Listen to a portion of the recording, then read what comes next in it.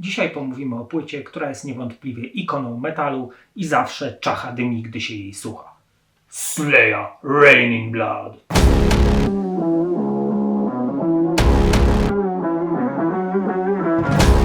Co można jeszcze dodać o albumie, na temat którego powiedziane już zostało chyba wszystko?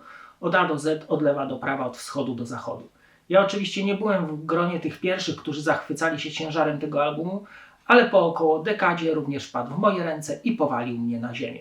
Jest to jeden z tych albumów, który miał niebagatelny wpływ na cały metal i po prostu jest to wielki, kultowy album, więc zaczynamy. Krótka historia Slayera. Został on powołany w Stanach w 1981 z inicjatywy gitarzysty Kerry'ego Kinga, który zaprosił do współpracy Toma Arayeba z wokal, Jeffa Hannemana na gitarze oraz Dave'a Lombardo na perkusji. W 1983 roku na taką składankę Metal Massacre trafia ich pierwszy utwór Aggressive Perfector, ponieważ do tej pory grali głównie covery Iron Maiden i Judas Priest. W tym samym roku również nagrywają swoją pierwszą płytę, czyli Show No Mercy. W 1986 roku nagrywają płytę Raining Blood, czyli wiekopomne dzieło z producentem Rickiem Rubinem.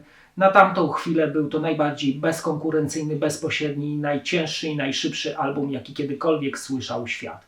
Utwory nie przekraczają głównie 3 minut, cała płyta zamyka się w 28 minutach, co wystarcza, żeby mieć cały mózg zmiażdżony tym, co się na płycie dzieje. Płyta zachwyca ilością szybkich, przemyślanych riffów, które są jednymi z najlepszych w całym świecie metalu. Przy czym produkcja płyty jest tak klarowna, że żadne dźwięki nam nie umykają. I co jest jeszcze niesamowitego w muzyce Slayera? Ten taki piekielny groove. Te kawałki po prostu bujają. I jeszcze co jest ciekawe, że kawałek się kończy, by zacząć się następny. To jest po prostu istny Armagedon muzyczny. Szybkości, prędkości oraz ilości bitów uderzonych na minutę. Wszystko na płycie cyka jak w zegarku. Co jakiś czas mamy również zwolnienia, które dodają płycie równowagi.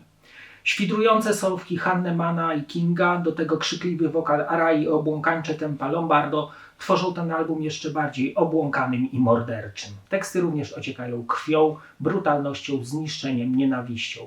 Ale jednak bardzo pasuje jej do tej jakże szybkiej, niesamowitej muzyki. Muszę się wam do czegoś przyznać. To jest jedna z nielicznych płyt, które zawsze muszę gdzieś mieć pod ręką, na przykład w samochodzie, bo przynajmniej raz w miesiącu muszę jej wysłuchać w całości. Jest to niewątpliwie taki album, który wyznaczył pewne kierunki, jeżeli chodzi o metal, a poprzeczkę zawiesił bardzo wysoko. I należy mieć nadzieję, że również teraz będą powstawać takie albumy, albo przynajmniej zbliżające się wielkością do niego, gdyż cały czas czekamy na równie udane albumy. No dobra, to przejdźmy teraz do wysłuchania fragmentów tych niesamowitych evergreenów.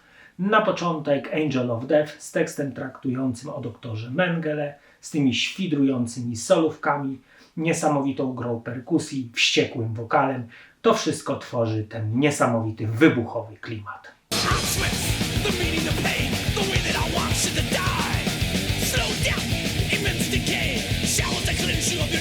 Altar of Sacrifice. W tym utworze wręcz riffy tańczą, a nóżka sama chodzi w takt muzyki.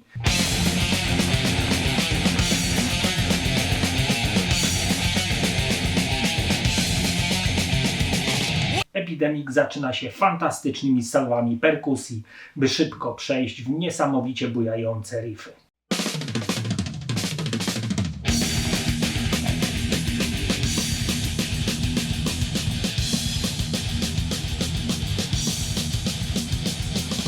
I na koniec kapitalny, zamykający płytę Raining Blood z odgłosami potępionych dusz. Myślę, że patenty użyte w tym kawałku słychać w większości thrashowych utworów. No i można powiedzieć, że to jest taki kanon. Jeżeli ktoś nie słyszał w ogóle płyt thrashowych, wystarczy mu włączyć ten jeden kawałek, a wszystko zrozumie.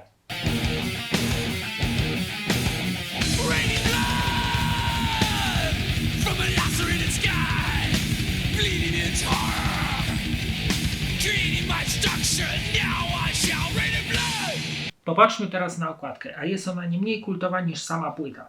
Mamy na niej obraz w klimacie obrazów Boscha, a na niej wiele postaci. Mamy tutaj w środku, w samym centrum kadru, szatana siedzącego na tronie. Mamy diabła, mamy księdza z obnażonym penisem, mamy również obciętą głowę. Po lewej stronie w górnym rogu mamy logo Slayera, a w prawym dolnym tytuł Raining Blood. Wkładka płyty jest bardzo minimalistyczna, taka klasyczna. Na pierwszej rozkładówce mamy wymienione tytuły utworów razem z długościami trwania. Dalej mamy teksty utworów. Na przedostatniej rozkładówce po lewej stronie mamy tytuł utworu Raining Blood, a po prawej kto wyprodukował płytę, na jakich instrumentach gra Dave Lombardo, Kerry King, jakich używa gitar oraz adres do zespołu i stronę. Na ostatniej rozkładówce po lewej stronie mamy logo Slayera, a po prawej logo wydawcy. Na ostatniej stronie pudełka mamy jedno z najbardziej znanych ich zdjęć, gdzie chłopaki trzymają się za włosy oraz zgniatają puszki piwa. Na górze mamy tytuły utworów. Nadruk na płycie CD jest taki dość standardowy dla American Recordings. Większość zespołów grających muzykę metalową, które widziałem, właśnie mają tego typu nadruk.